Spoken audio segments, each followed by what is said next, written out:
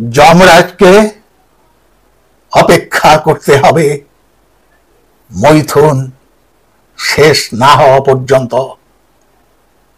অন্ধকারাচ্ছন্ন শীতল জমিতে তপ্ত অঙ্গার প্রবেশ করতে চাইছে বিনা বিনা বাধায়।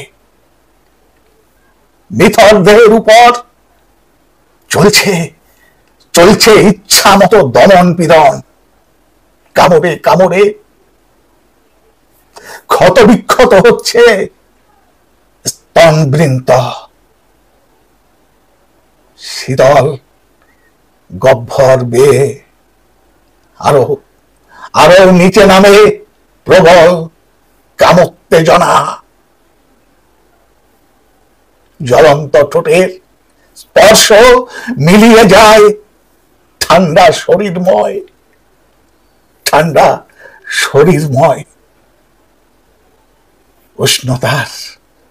উষ্ণতার স্পর্শে বরফ গলে বিন্দু বিন্দু জল বেরিয়ে আসে।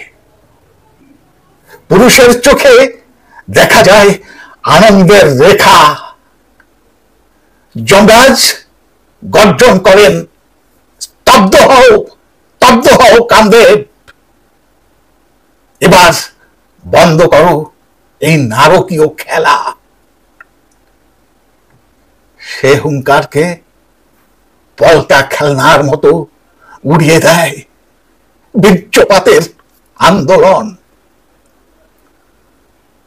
সহসা হেম ঘরের নিস্তব্ধতা ভেদ করে উচ্চারিত হয়, ইটস ওকে। সমাপ্ত হয়েছে মৃতদেহের উপর একটি পর্ন ভিডিও তৈরির কাজ। ক্যামেরা বন্ধ হয়,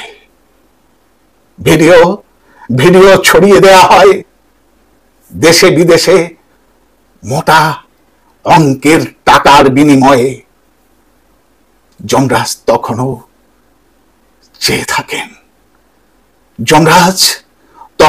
চেয়ে থাকেন বিস্ময় ভরা দৃষ্টিতে।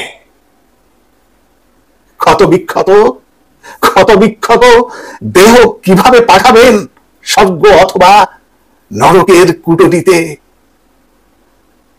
ক্ষত বিক্ষত দেহ কিভাবে পাঠাবেন স্বর্গ অথবা নরকের কুঠুরিতে?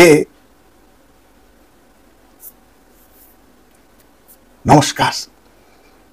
কবিতাটি লিখেছেন মাননীয়া কবি সঙ্গীতা কর। বাণিজ্যিক লাশ।